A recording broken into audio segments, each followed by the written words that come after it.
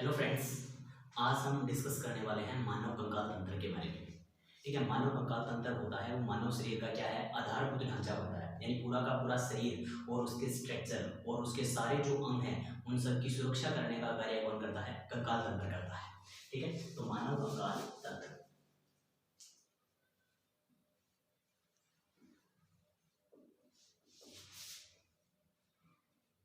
मानव कंकाल तंत्र। अब देखिए, मानव कंकाल तंत्र के मुख्य रूप से भाग कितने होते हैं? दो होते हैं। मानव कंकाल तंत्र के मुख्य भाग कितने होते हैं? दो। इसमें नंबर एक पर मैं बात करूं तो एक नंबर पर हो जाएंगी अस्थियां यानी बोन्स। नंबर एक पे क्या हो जाएंगी? अस्थियां यानी बोन्स। और नंबर दो पे हो जाएंगी कार्टिलेज यानी उपास्थियां। कार्टिलेज यानी उपास्थियां। क्लियर है? अब सबसे पहले एक नंबर पर हम डिस्कस करते हैं किसके बारे में? अस्थि के बारे में। अस्थि यानी हड्डियां यानी बोन्स। देखिए, मानव शरीर में जन्म के समय 206 हड्डियां होती है। कितनी होती है? 206 अस्थियां होती है। अब देखो, यहाँ पर संख्या के रूप में अपने आप में बड़ा विवाद रहता है कि मानव शरीर में कुल हड्डियां कितनी होती है, बाल्यावस्था में कुल हड्डियां कितनी होती है, शेषवावस्था भ्रूणावस्था में कुल हड्डियां कितनी होती है। तो यहाँ पे आपको तीन बातें ध्यान में रखनी है। पहली बात क्या है? मानव शरीर में कुल अस्थियां, मानव शरीर में कुल अस्थियां कितनी होती हैं? 206 होती हैं। मानव शरीर में अस्थियां कितनी होती हैं? 206 होती हैं। आगे देखिए, आगे मैं बात करूं भ्रूणावस्था। भ्रूणावस्था में अस्थियां, मानव शरीर में भ्रूणावस्था के अंदर यानी गर्भस्थ शिशु होता है, गर्भ में पल रहा शिशु होता है, उसके अंदर कितनी हड्डियां होती हैं? उसके अंदर हड्डियां होती हैं 300 प्लस। कितनी हो जाती है? 300 प्लस हो जाती है। हालांकि साइकोलॉजी, मनोविज्ञान आदि की जो पुस्तकें हैं, बुक्स हैं, उनमें 330, 300 प्लस, 50 प्लस मिलेगा आपको। 350 प्लस लिखा हुआ मिल सकता है, 330 प्लस लिखा हुआ मिल सकता है। तो ज़्यादा कंफ्यूज होने की आवश्यकता नहीं है। आप 300 प्लस याद रखिए। भ्रूणावस्था में मानव शरीर के अंदर कितनी हड्डियां होती है? 300 प्लस हड्डियां होती हैं। ठीक है, अब देखिए, अब शेषवावस्था बोलते या बाल्यावस्था बोलते, एक ही बात है। शेषवावस्था, ज्यादातर शेषवावस्था ही पूछता है, ठीक है ना। शेषवावस्था में अस्थियां, शेषवावस्था में अस्थियां। तो शेषवावस्था में कितनी अस्थियां होती हैं? 270 प्लस होती हैं। कितनी होती हैं? 270 प्लस अस्थियां होती हैं। क्लियर? अब देखिए, आगे अगर हम बात करें तो जो अस्थियां हैं,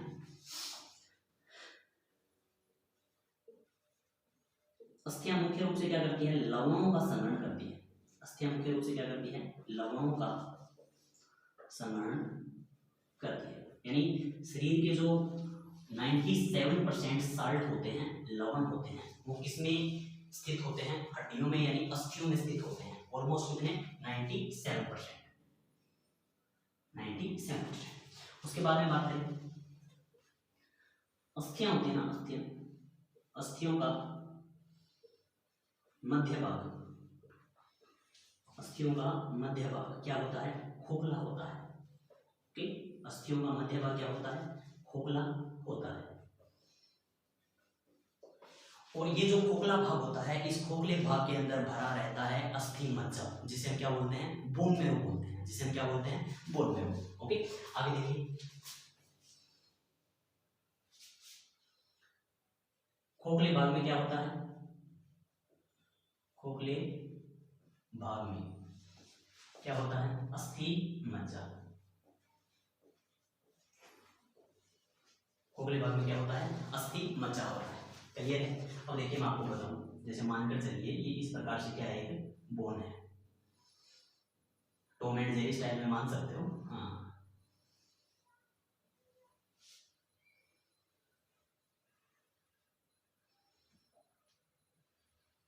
ये इस प्रकार से क्या है? कोई बोन है। ठीक है, अब इसका जो मध्य भाग होता है ना, वो हमेशा खोखला होता है। इसका जो मध्य भाग है वो क्या होता है? खोखला होता है। ओके, अब इस खोखले भाग के सेंटर में होता है लाल अस्थि मज्जा। यहाँ पे क्या होता है? लाल अस्थि मज्जा होता है। रेड बोन मैरो बोल सकते हैं या लाल अस्थि मज्जा। ओके, और ये जो किनारे हैं ना, यहाँ पर होता है पीला अस्थि मज्जा। क्या होता है? पीला अस्थि मज्जा। क्लियर? क्या होता है? पीला अस्थि मज्जा। किनारों पे पीला अस्थि मज्जा होता है और मध्य भाग में क्या होता है? लाल अस्थि मज्जा होता है। अब देखो यहाँ से मैं बात करूं तो सीधा सीधी बात क्या है? अस्थि मज्जा कितने प्रकार का हो गया? 2 प्रकार का। अस्थि मज्जा कितने प्रकार का हो गया? 2। कौन कौन से? लाल और पीला अस्थि मज्जा। क्लियर है? अब देखिए ये अस्थि मज्जा है ना, इसके अंदर रक्त का निर्माण होता है। ठीक है, ब्लड का सिक्रेशन है वो किसमें होता है? बोन मैरो के अंदर ही होता है। क्लियर है? अब सुनिए आगे। आगे मैं बात करूं, यहाँ से 2 महत्वपूर्ण प्रश्नों के बारे में बात करता हूं। इसमें पहला प्रश्न ये उठता है, अस्थियों की या अस्थि की क्रियात्मक इकाई। अस्थि की क्रियात्मक इकाई। ठीक है, तो अस्थि की क्रियात्मक इकाई होती है ओस्टियोब्लास्ट कोशिका। कौन सी होती है? ओस्टियोब्लास्ट कोशिका। याद रख लो, ओस्टियोब्लास्ट।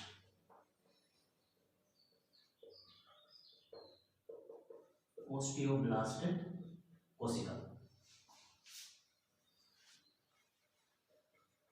ओस्टियोब्लास्ट कोशिका क्या रह जाएगा? ओस्टियोब्लास्ट कोशिका।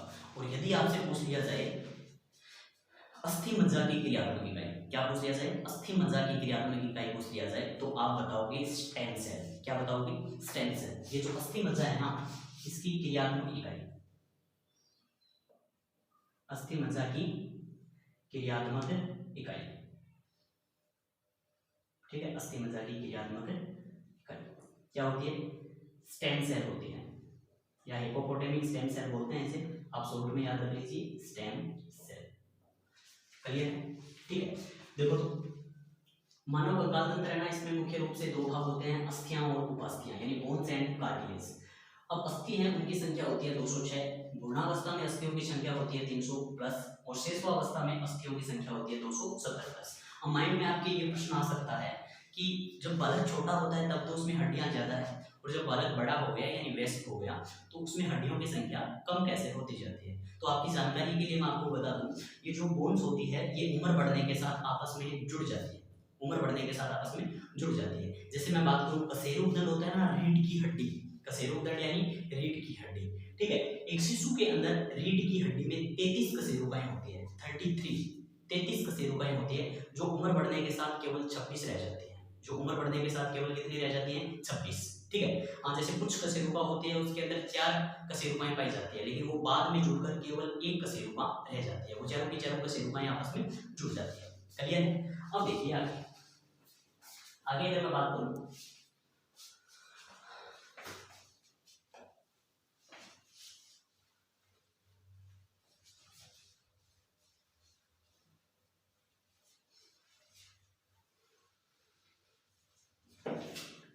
तो बात करने वाला हूं मैं अस्थियों की संख्या से संबंधित। ठीक है, कई बार प्रश्न पूछते हैं, देखो कैसे। अब ये जो कंकाल है ना, इसके भाग होते हैं 2। मानव कंकाल के भाग कितने होते हैं?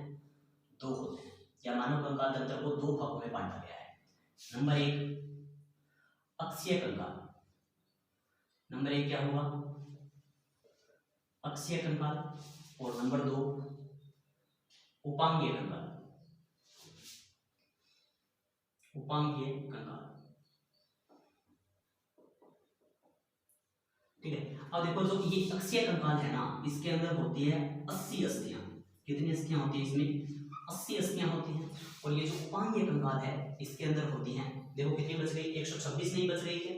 हाँ, 126 अस्थियां होती हैं। अब 126 और 80 मिलकर कितनी हो जाएंगी? 206। अब ये 206 अस्थियां किस प्रकार से मानव शरीर के अंदर होती है, उन सब की संख्याओं को मैं आपके सामने बताने जा रहा हूं। देखो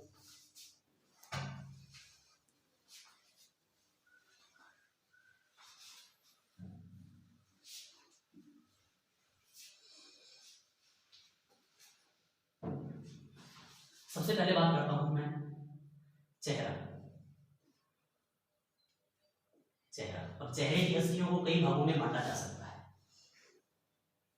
चेहरा, ठीक है, अब इसमें देखिए सबसे पहले मैं बात करता हूं कपाल। ठीक है। मानव का जो कपाल होता है उसके अंदर 8 अस्थियां होती हैं। मानव कपाल के अंदर कपाल होती है तो उसके अंदर कितनी अस्थियां होती है? 8 अस्थियां होती है। अब कपाल के बाद में ये जो सामने का फ्रंट भाग होता है, सामने का जो चेहरे वाला भाग है, इसमें क्या बोलेंगे? फेस बोलेंगे। ठीक है। हाँ, तो चेहरे के अंदर कितनी अस्थियां होंगी? ये टोटल चेहरा हो गया और ये सामने का जो चेहरा है, केवल ये जो सामने से फ्रंट दिखाई देता है इसकी बात करो तो इसके अंदर होती है 14 अस्थियां। इसके अंदर कितनी अस्थियां होती है? 14 अस्थियां होती हैं। याद रह जाएगा। इसके बाद में अगर बात की जाए तो देखिए, मानव कर्ण यानी कान, मानव कर्ण यानी कान, कान के अंदर 3 + 3 कितनी हो जाएंगी? 6। 3 राइट ईयर में और 3 लेफ्ट ईयर में। ठीक है। मेलियस, इनकस और स्टेपिस। कान में 3 हड्डियां होती है, कौन कौन सी? मेलियस, इनकस और स्टेपिस। अब उसके बाद में एक गर्दन की अस्थि होती है या गले की अस्थि होती है। ठीक है, गले की अस्थि, इसकी संख्या होती है 1। और ये जो गले की अस्थि है ना, इसे बोलते हैं होल्ड अस्थि या होल्ड बोन। क्या बोलते हैं? होल्ड बोन, याद रखना। और जब आप फांसी लेते हो, ठीक है, हाँ, यानी जब भी कोई बंदा फांसी लेता है, सुसाइड करता है, आपको ध्यान में होना चाहिए सुसाइड करना अपने आप में एक जुर्म है। ओके, हाँ, सुसाइड करते हुए बच गए और आपके घर वाले आप पर केस कर रहे हैं, ठीक है, तो पुलिस आपको डायरेक्ट उठा ले जाएगी। आप सुसाइड अपनी मर्जी से प्राण नहीं छोड़ सकते जानबूझकर। ठीक है। तो जब आप फांसी लेते हो या जब कोई बंदा फांसी लेता है तो फांसी लेने के दौरान ये गले की होल्ड अस्थि होती है ना, ये टूटती है। अब इन सबको अगर आप जोड़ोगे, तो 8 और 14 कितने होते हैं? 22। 22 और 6 28 और 28 और 1 है 29। ठीक है। तो आपसे पूछा जाए संपूर्ण चेहरे में कितनी अस्थियां होती है, तो 29 होती है। और केवल चेहरे में कितनी अस्थियां होंगी? 14 अस्थियां होंगी। क्लियर है। अब उसके बाद में नंबर आता है, आगे की बात करें तो वक्ष गुहा या फिर मैं बोल दूं पसली पिंजर। पसली पिंजर, क्लियर है। अब देखिए, पसली पिंजर के अंदर पसलियां होती है 12 जोड़े। पसलियां कितनी होती हैं? 12 जोड़े, यानी 12 + 12 = 24 होती है। कितनी होती है? 12 + 12 = 24। और उसके बाद में एक मुख्य अस्थि बच गई जिसे बोलते हैं स्टर्नम। क्या बोलते हैं इसे? स्टर्नम या उरोस्थि। और स्टर्नम या उरोस्थि कितनी होती है? 1। तो 24 और 1 मिलकर कितनी हो गई?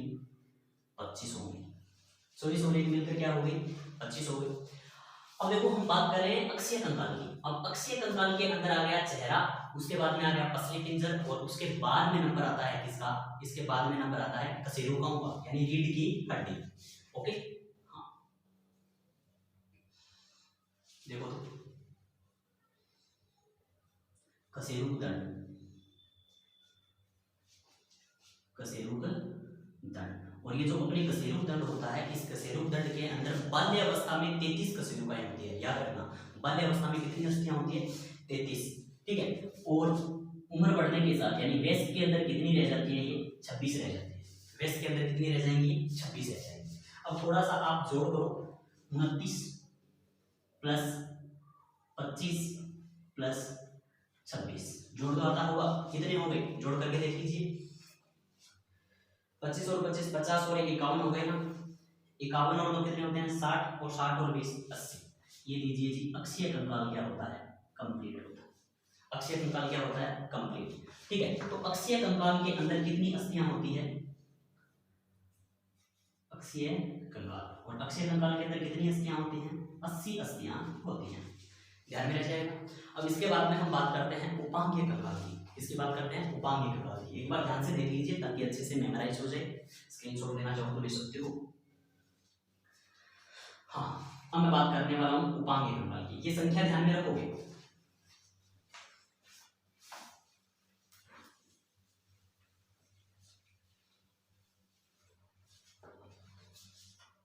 अब ये जो उपांगीय कंकाल है, इसके अंदर कितनी अस्थियां होती है?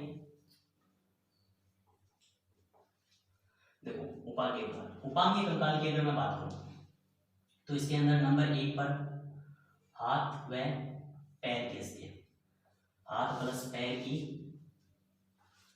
अस्थियां। ठीक है, हाथ प्लस पैर की अस्थियां।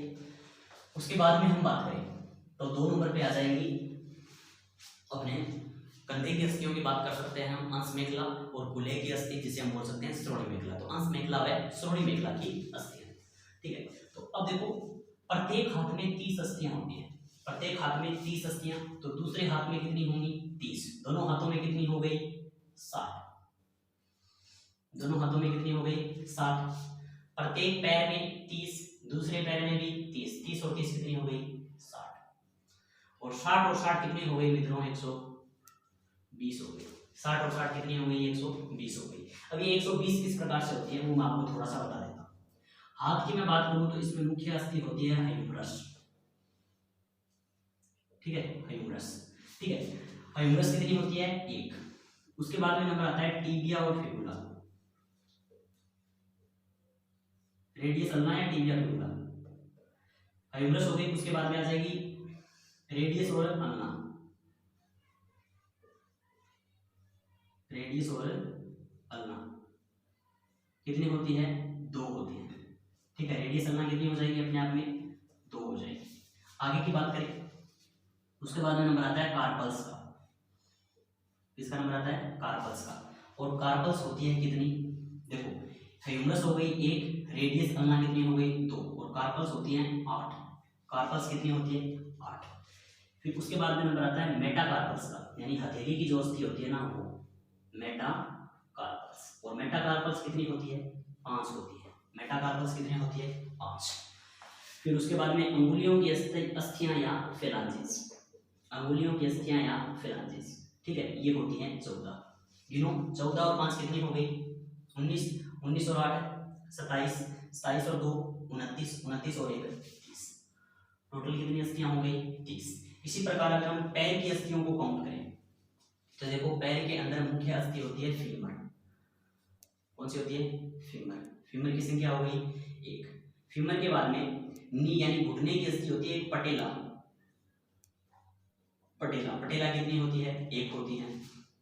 आगे देखिए पटेला के बाद में अगर मैं बात करूं तो टीबिया और फिबुला, यहाँ पे मैं टीबिया लिख देता हूँ, टीबिया 1 हो गई, उसके बाद में लिख देता हूँ मैं फिबुला,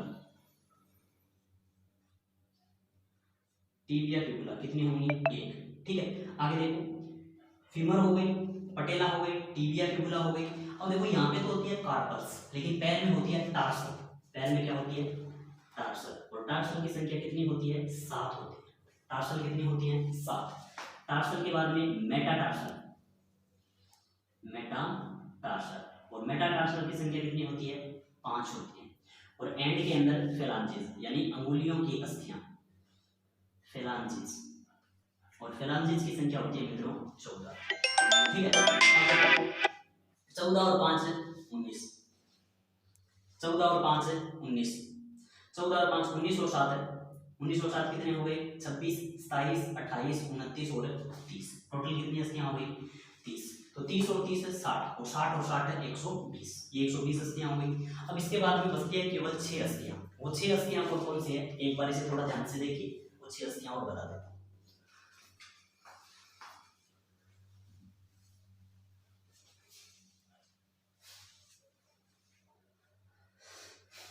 देखो सबसे पहले 1 नंबर पे आएगा अंश मेखला, जैसे हम